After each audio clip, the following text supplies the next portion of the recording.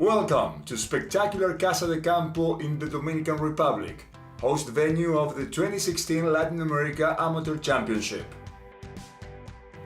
The tournament's second edition brings together the best players from 27 countries in the region, and they'll face a stern test of their abilities when they tee it up on one of the world's most renowned layouts, the pit dye masterpiece, Teeth of the Dog.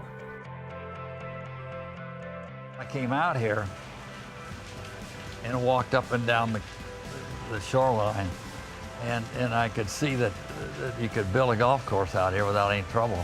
Fortunately, it turned out good. Even without the wind up, and even under softer conditions, is still a real test of golf that tests really every part of your game. And I think if any wind gets up, it really just elevates what's required in terms of good golf. The Latin America Amateur Championship is the latest successful collaboration between three of the most influential bodies in the golfing world: the Masters Tournament, the USGA, and the R&A. And it's all about one simple goal: helping grow the game.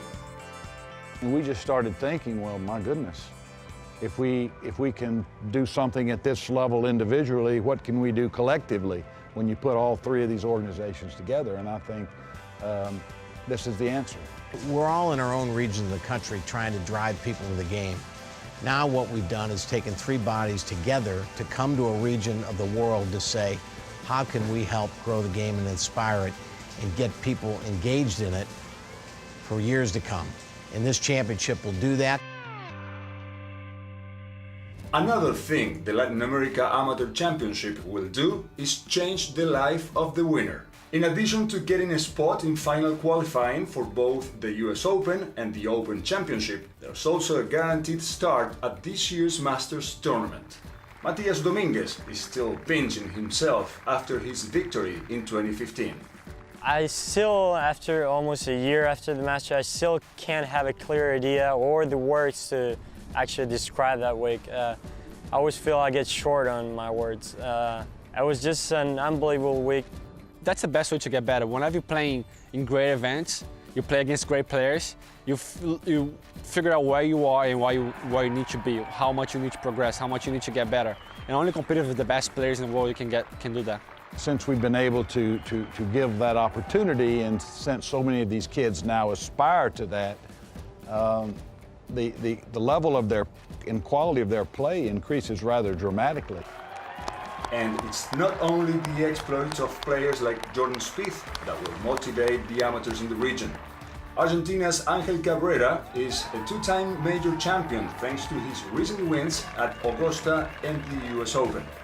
So Latin America's next generation certainly have plenty of inspirational stories to choose from. Amateur golf at the moment is on a massive high. The Open Championship in 2015, we had 9 amateurs qualified to tee it up on day one, and 5 of them made the cut, and 1 of them led going into the final round. I can't tell you how many times we've heard prominent names say, you know, one of the experiences that I value most is when I was an amateur. I played in the US Open, I played in the Masters, I played in the Open Championship. They remember that their whole life, even if they go on to bigger things as a professional. So to do that, we really do think will be a great thing for the Latin America region. There's the foundation here, the basis is here, and our championships are global. We want to continue and invite players from all over the world that can play at the elite level. That's got to help the game in the grassroots in those regions. That's our mindset.